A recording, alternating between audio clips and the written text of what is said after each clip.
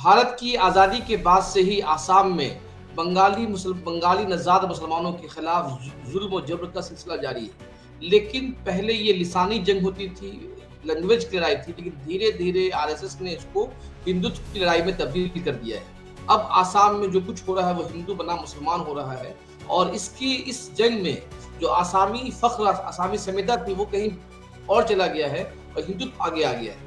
और 2016 में जब से वहाँ बीजेपी की हुकूमत आई है कि बंगाली नज़ाद मुसलमानों पर जुल्म और तशद्दुद का एक नया सिलसिला शुरू हुआ है। अब तक 14,000 से ज़्यादा मुसलमानों को बेघर कर दिया गया है, जिसमें ज़्यादातर गरीब मुसलमान हैं। गुज़श्ता पहलगाम हमले के बाद एक तरफ जहाँ मुसलमानों को आसामी मुसलमानों को जहाँ बांग्लादेश में भेजा जा रहा है, वहीं गुज़श्ता 2 महीने में बड़ी तादाद में धोबरी में और कई और दीगर इलाकों में मुसलमानों के घरों को उजाड़ दिया गया है। सवाल ये है कि आखिर मुसलमान इसका मुकाबला कैसे करेंगे और आसाम के मुसलमान इसको किस नज़रिए से देखते हैं और आसाम की सियासी जमात किस तरह से इसको ले रही है। बिलखुसूस ये शिकायत भी सामने आ रही है कि आसाम के जो मुसलमान हैं, वहाँ की जो तंजीमें हैं, मुस्लिम ऑर्गेनाइजेशन है, मुकम्मल खुलकर साथ नहीं आ रही है। इन तमाम सवालों का जवाब देने के लिए आज हमारे साथ गुवाहाटी हाई कोर्ट के सीनियर वकील अबू यूसुफ चौधरी मौजूद हैं। अबू यूसुफ चौधरी साहब जहां आसाम हाई कोर्ट में सीनियर वकील हैं, वहीं आसाम के कई मुस्लिम ऑर्गेनाइजेशन से जुड़े हुए हैं। नॉर्थ ईस्ट शरिया प्रोटेक्शन काउंसिल के चेयरमैन भी हैं। अबू यूसुफ चौधरी साहब, आपका इंसाफ न्यूज ऑनलाइन में हम आपका वेलकम करते हैं।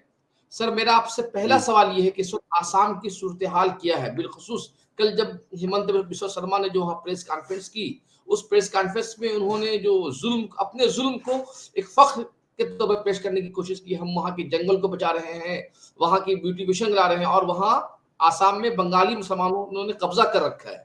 ये बंगाली, तो इस पर जो वहाँ पे अब क्या सियासत हो रही है, इसके बारे में हमें बताएं। जी आप हाँ, शुक्रिया कि आप मुझे ये मौका दिया इसके बारे में थोड़ा कहने का। अभी देखिए, असम का सीएम साहब ने जो काम कर रहे हैं, एक तरफ से असम का जो लैंड एनक्रोच हुआ है, ये हम भी मानते हैं कि बहुत सारे लैंड एनक्रोच हुआ है। 1947 का बाद में भी उस वक्त से आज तक बहुत सारे लैंड, बहुत सारे गवर्नमेंट या फॉरेस्ट लैंड एनक्रोच हो चुका है असम का हर डिस्ट्रिक्ट में। ऐसे नहीं है कि ये पहले नहीं हुआ है, और एविक्शन भी पहले हुआ है, अभी भी हो रहे। और ये हम भी हर सिटीजन चाहते हैं कि यहाँ का जो लैंड है वो असम का लैंड असम में ही रहे, वो कोई एनक्रोचर ना मिले इनका, ये हम भी चाहते हैं। लेकिन यहाँ पे ये मुद्दा को कुछ और तरीका से हैंडल किया जा रहा है। जैसे आपने बताया, यहाँ पे जब भी कोई काम होते हैं, इनमें एक चीज ढूंढा जाता है, या तो कोई particular community, minority community, particularly Muslim community को टारगेट किया जाता है, या उसे बांग्लादेशी इन्फिल्ट्रेशन कहा जाता है, या इन्फिल्ट्रेटर्स कहते हैं। ऐसे कहते हैं जैसे लगता है कि वो खुद एक कोर्ट है, खुद एक ट्राइब्यूनल है, जहाँ पे यहाँ के लिए ट्राइब्यूनल, फॉरेनर्स ट्राइब्यूनल है, जहाँ पे हाई कोर्ट है, वो लोग डिसाइड करते हैं। पुलिस अथॉरिटी है कि रिकॉर्ड दे के ये कहता है कौन यहाँ का सिटीजन है, और इसके सिटीजनशिप एक्ट भी है।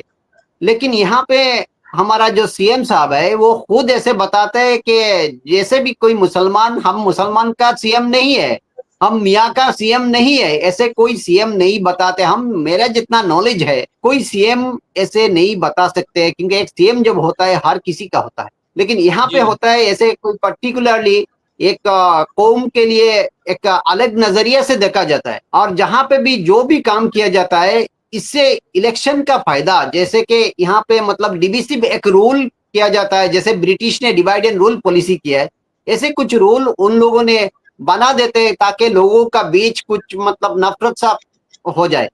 अभी देखिए, थोड़े दिन पहले ईद का दिन वो मंदिर पे मांस रखा गया है, और उस दिन मस्जिद में सुअर का मांस भी रखा गया है गुवाहाटी में। तो ये सब मतलब एक पर्टिकुलरली बेस्टेड टारगेटेड पीपल को बनाया जाता है, जिन लोगों ने ये काम है ना, ये आम आवाम का काम है, ना हिंदुओं का काम है, ना मुसलमान का काम है। ये एक पर्टिकुलरली परसेंटेज ऑफ पीपल को बनाया, तैयार किया जाता है ताकि लोगों का बीच ये नफरत फैला जाए। इसी हालत में जैसे अभी रिएक्शन, अभी देखिए जो अभी अभी पैकान रिजर्व फॉरेस्ट ग्वालपाड़ा में जो मतलब लोगों का एविक्शन प्रोसेस हुआ है, या चिरांग रिजर्व फॉरेस्ट में हुआ है, या ग्वालपड़ा में जो हो रहे, यहाँ पे मोर देन 1000 फैमिली को यहाँ से मतलब इलीगली, मैं कहता हूँ, क्योंकि इलीगली इसीलिए कहता हूँ, उन लोगों का बुलडोजर चलाया गया, उन लोगों का घर तोड़ा गया, मस्जिद को तोड़ा गया, मदरसा को तोड़ा गया, जहाँ पे मतलब उन लोगों का रहने का जगह है। हमने नहीं कह रहे कि वो मतलब इनमें से 100%, मतलब इनमें से 1-2% तो ऐसे ऐसे भी हो सकते हैं कि वो लोग इलीगली रह रहे, मैं इसमें नहीं जा रहे, लेकिन ऑनरेबल सुप्रीम कोर्ट ने हमारे कॉन्स्टिट्यूशन के आर्टिकल 21 के आधार पे जो जजमेंट दिया है और जो डायरेक्शन 2024 में दिया है कि कैसे लोगों को उठाया जाता है, एविक्शन कैसे होते हैं, इन लोगों को नोटिस का पीरियड दिया गया है, 15 डेज मिनिमम पीरियड, उसका बाद रिकॉर्ड वेरिफिकेशन, उसका बाद उनका जो प्रैक्टिकली जो होता है अपना इंस्पेक्शन गाइडलाइन दिया गया है, रिकॉर्ड इंस्पेक्शन गाइडलाइन।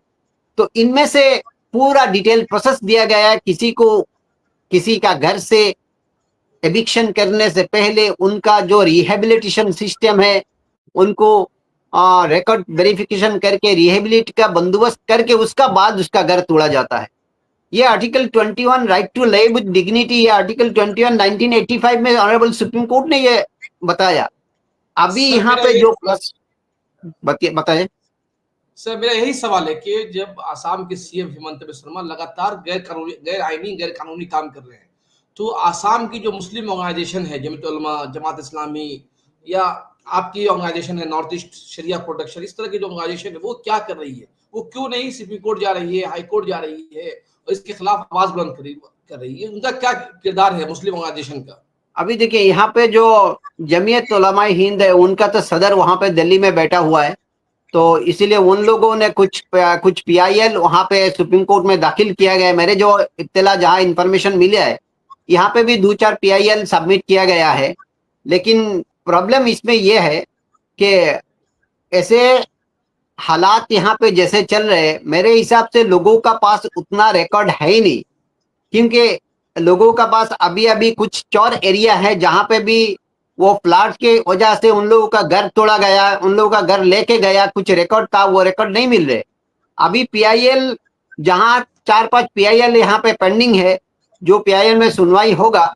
लेकिन एक चीज और साथ में मेरे कंसर्न में जो आया है कि जिस जगह में ऐसे ऑनरेबल सुप्रीम कोर्ट का गाइडलाइन नहीं मान रहे, तो ये जी बहुत सारे केस जहां पे सुप्रीम कोर्ट या high court suo motu PIL register कर सकते हैं, ये उनका अधिकार में है, वो कर सकते हैं, जहां पे constitutional provision right to live with dignity को इफेक्ट होता है। वो बहुत सारे केस में हाई कोर्ट या supreme court suo motu PIL लिया है। लेकिन इस बारे में अभी जहां यहाँ पे जहां चल रहे हमारा, मतलब यहाँ पे गवर्नमेंट ने इतना टेक्निकली उन लोगों को कर रहे, मतलब उन लोगों को एविक्शन कर रहे, उनका खिलाफ बहुत पहले से कुछ प्रोग्राम रेडी किया गया है, ताकि जिन लोगों को अभी वो अभी अभी देखिए, तो बीच में एक बात ये बता रहा हूँ, कुछ लोगों का पट्टा लैंड उनको भी एविक्शन किया गया है। जी जी जी, आप धोबरी में जो किया गया है।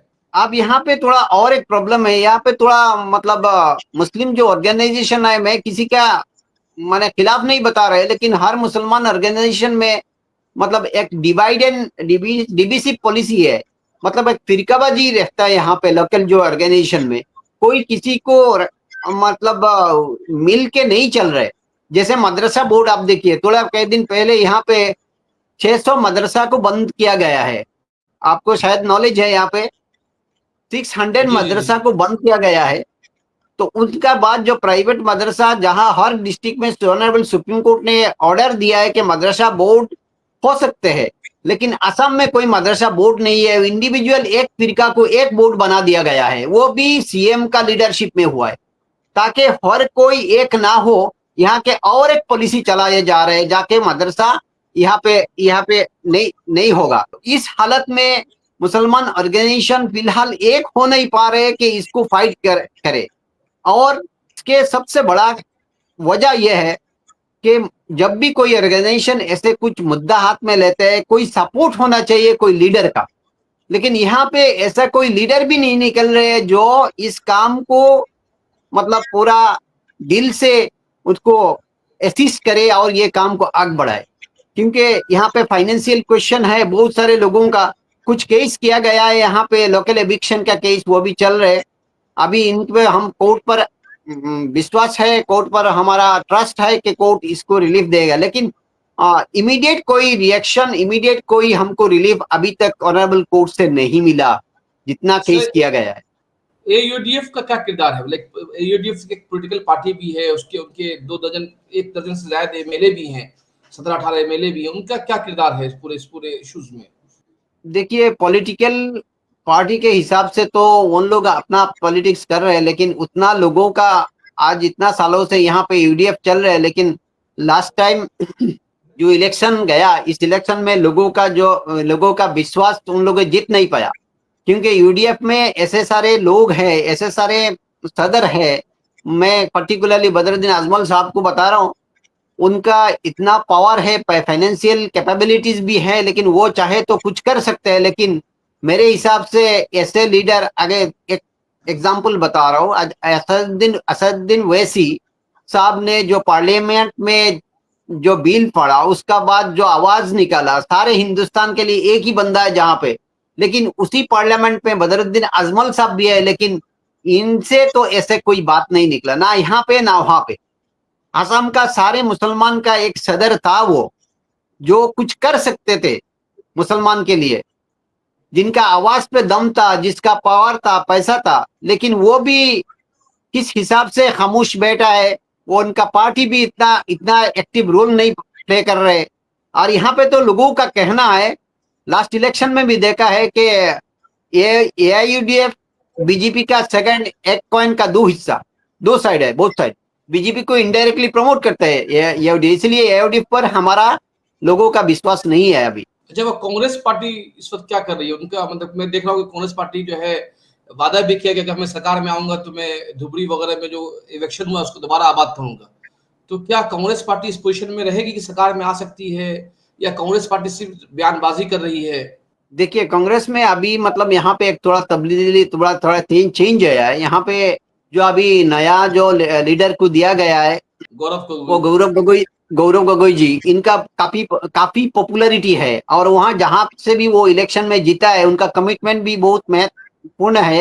यहाँ के लोगों का विश्वास है उन पर शायद कांग्रेस में जितना है 50% आसाम में उन पर विश्वास है कि वो कुछ कर सकते हैं, वो कुछ मतलब लोगों में इस हालत को चेंज कर सकते हैं। इसीलिए अभी यहाँ पे लोगों का, मैं ये नहीं बता रहा हूँ कि अदर कम्युनिटी जो है, एक्सेप्ट मुस्लिम, अदर जो कम्युनिटी, इनमें से करीबन 70% लोग अभी चेंज मांग रहे हैं। करीबन 70% लोग अभी ये मांग रहे हैं कि कोई अच्छा लीडर आए, ताकि लोग डेवलपमेंट पे ध्यान दे, लोग एम्प्लॉयमेंट पे ध्यान दे, लोग शिक्षा में ध्यान दे, लोग हेल्थ में ध्यान दे। यहाँ पे तो सिर्फ हिंसा, और यहाँ पे जो पर्टिकुलर कौन क्या खा रहे घर में, इस पर ध्यान दिया जाता है। लोगों पर मतलब केस ठुक दिया जाता है, कोई मैरिज बिल लाया जाता है, तो कोई यहाँ पे मस्जिद पर, मदरसा पर, ऐसे सारे लोग जहाँ पे मतलब एक पर्टिकुलर 20% मुस्लिम जो पॉपुलेशन है, उन पर मतलब पर्टिकुलरली एक रूल चलाया जाता है यहाँ पे जाके, हिंदू मुस्लिम वो डिवाइड हो जाए और इलेक्शन के इसमें फायदा है। तो ऐसे हालत में मतलब यहाँ पे लोग, बहुत सारे लोग हैं जो जो एक गुड गवर्नेंस चाहते हैं यहाँ पे, अभी पॉलिटिकली गुड गवर्नेंस चाहते हैं। हाँ, खुल के बता नहीं पा रहे, क्योंकि कोई अगर यह खुल के बताए तो इन पर कुछ ये चार्ज, वो इंक्वायरी, वो बहुत कुछ स्टार्ट हो जाता है। सर, मेरा सवाल ये है कि जो वहाँ आसाम की जो सिविल सोसाइटी है, जो नॉन मुस्लिम जो ऑर्गेनाइजेशन है, जैसे मैंने देखा कि आसाम ट्रिब्यूनल ने 2 दिन 25 या 26 जून को एटुडल लिखा था, जिसमें इलेक्शन के खिलाफ लिखा था कि इलेक्शन गलत हो रहा है। तो आसाम की दीगर जो सिविल सोसाइटी ऑर्गेनाइजेशन है नॉन मुस्लिम की, वो क्या सोचती है? दूसरा सवाल मेरा इसमें यह है कि जो आसामी मुसलमान है, जिसको ये लोग बोलते हैं देसी मुसलमान, तो हमने देखा कि पुशबैक में कई आसामी मुसलमान भी शिकार हो गए थे। तो क्या आसामी मुसलमान और बंगाली मुसलमान में आज भी उतना ही दीवार है, तफरीक है, दूरी है, या वो भी आपके साथ खड़े हैं, बंगाली मुसलमानों के साथ खड़े हैं? मेरे बहुत सारे फ्रेंड है असामीज, मतलब अपार असम का जो प्योर असामीज मुस्लिम है, तो उन लोगों का अभी डायरेक्ट उन लोगों का सोचना, उन लोगों का मतलब जो कहना है, उन लोगों का थॉट्स जो हमने जो स्टडी किया है, वो भी चाहते हैं कि एक गुड गवर्नेंस हो, जहाँ पे हर कोई मतलब एक आराम से यहाँ पे वक्त बिताए, अपना बिजनेस में ध्यान दे। ये जो नफरत का जो पॉलिटिक्स यहाँ पे चालू है, ये नफरत का पॉलिटिक्स में उन लोगों को भी बिल्कुल पसंद नहीं है। वो मतलब ये पसंद नहीं कर रहे, लेकिन कोई खुल के नहीं सामने आ रहे। वो जो ऑर्गेनाइजेशन के बारे में बताया, ऐसे सारे बहुत सारे ऑर्गेनाइजेशन है जो पीसफुल एग्जिस्टेंस में विश्वास करते हैं, वो ऐसे काम भी कर रहे हैं कि पीसफुली वो लोग रहे। अभी जो आसामी मुसलमान हैं वहाँ, ये बंगाली मुसलमान हैं जैसे बारिक वैली वगैरह में, वो लोग किस तरह से अपने आप को सर्वाइव करने की कोशिश कर रही है, और उनके पास कोई राह अमल है कि भाई हम इस हालात में अपने आप को मुत्तहिद करके सर्वाइव कर पाएंगे? क्या तरीका है उनके लिए, उनके पास? देखिए, कोशिश कर रहे हैं लोकल जो पॉलिटिक्स है, पॉलिटिकल जो लीडर है, जहाँ पे उन लोगों को एक तरीके से वो तो पहले तो मतलब जो लोकल गवर्नेंस, जो लोकल जो एमएलए मंत्री उनका पास जाते हैं, उन लोगों का साथ जो ऑर्गेनाइजेशन है मीट कर रहे हैं, उन लोगों को मतलब अपना हिसाब से, अपना एरिया के हिसाब से मीटिंग कर रहे हैं। और बाकी जो हायर जो पॉलिटिक्स है, मतलब स्टेट वाइज पॉलिटिक्स में उतना हिस्सा नहीं मिल रहे, क्योंकि जो एमएलए को उन लोगों ने वोट देके इधर भेजा है, वो स्टेट असेंबली में, वो इतना रिप्रेजेंटेटिव क्वालिटी नहीं है कि लोगों का आवाज यहाँ तक लाके पहुंचाए। ये हमारे लिए बहुत दुर्भाग्य का बात है कि असम में हर एरिया से जितना मुसलमान लीडर एमएलए को वोट दिया गया है, मैक्सिमम आप देखते हैं कोई कॉन्ट्रैक्टर या कोई मतलब बिजनेसमैन जो मतलब गवर्नमेंट से काम ले रखा है, वो पब्लिक का फाइल क्या समझे, पब्लिक का फाइल के बारे में क्या बात करे, ये बहुत बड़ा इशू इधर हो गया। एक अच्छा रिप्रेजेंटेटिव नहीं है, इसीलिए मुसलमानों का अभी दिक्कत बहुत बढ़ गया।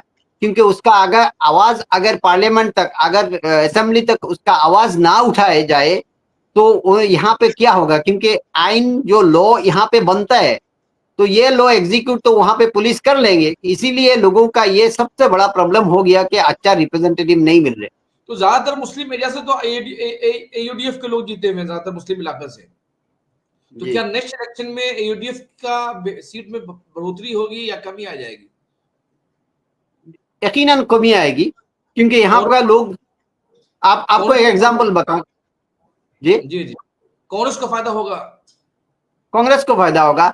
लोग अभी मतलब यूडीएफ के खिलाफ है सब लोग, क्योंकि यूडीएफ में लास्ट लास्ट 10-12 साल में देखा दिया कि वो लोग क्या किया है लोगों के लिए। अभी यूडीएफ में जो एमएलए को दिया जाता है, वो मतलब लोगों का जो कहना है, पैसे के हिसाब से दिया जाता है, परसेंटेज के हिसाब से नहीं है। जो पैसा ज्यादा देते हैं उसे टिकट दिया जाता है, उनका क्वालिटी नहीं देखा जाता है। जो क्वालिटेटिव लोग है, जो पार्लियामेंट में खड़ा होके, असेंबली में खड़ा होके लोगों के खिलाफ, लोगों के लिए बात कर सकते हैं गवर्नमेंट के खिलाफ, ऐसे एमएलए को दिया वोट नहीं दिया जाता है, टिकट नहीं दिया जाता है। इसीलिए लोग बिल्कुल खिलाफ है यूडीएफ का। अभी इसलिए इसका फायदा कांग्रेस को मिलेगा नेक्स्ट। लेकिन कांग्रेस का बता दें, जब कांग्रेस ज्यादा ज्यादा ज्यादा अगर बंगाली मुसलमानों की सपोर्ट करेगी, तो उसको कांग्रेस को उल्टा वहां आसामी जो हिंदू हैं वो फिर बीजेपी तक चले जाएंगे, फिर पोलराइजेशन हो जाएगा। ऐसे नहीं है, सब मुसलमान कांग्रेस को नहीं चाहिए। इधर एजीपी भी है, असम गण परिषद भी है, और लोकल पार्टियां भी है लोकल। तो इसीलिए क्या? कांग्रेस को तो थोड़ा फायदा मिलेगा। ऐसे नहीं है, आप हमारा एक ध्यान ऐसे भी है, वो बीजेपी को जितना वोट देते हैं, वो मतलब परसेंटेज उतना नहीं है, उतना परसेंटेज असम में नहीं है। बीजेपी को हिंदू लोगों में जो अदर कम्युनिटी, उनमें से मैंने पहले भी बताया, अबाउट 70% अभी मतलब कांग्रेस का फेवर है।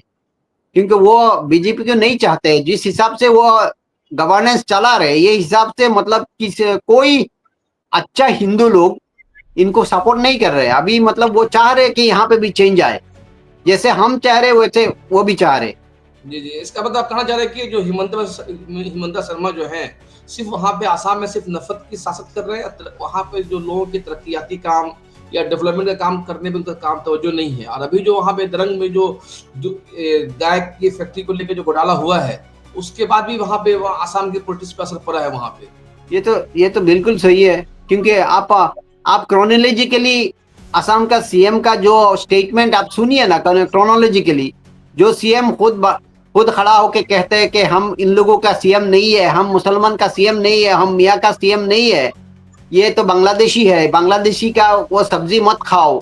ये जो जी ऐसे ऐसे स्टेटमेंट जो सीएम दे सकते हैं, उनका इरादा तो बिल्कुल क्लियर है हमारा सामने, वो क्या चाहते हैं, वो नफरत ही चाहते हैं। क्योंकि वो अगर अमन चाहते हैं, वो अगर लोगों का बीच पीस चाहते हैं तो ऐसे नहीं कहते, वो जी डेवलपमेंट के बारे में सोचते हैं।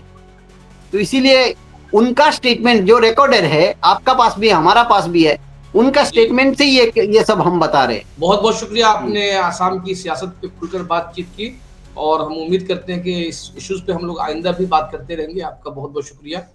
और जी जी, जी जी, अस्सलाम वालेकुम। शुक्रिया, थैंक यू।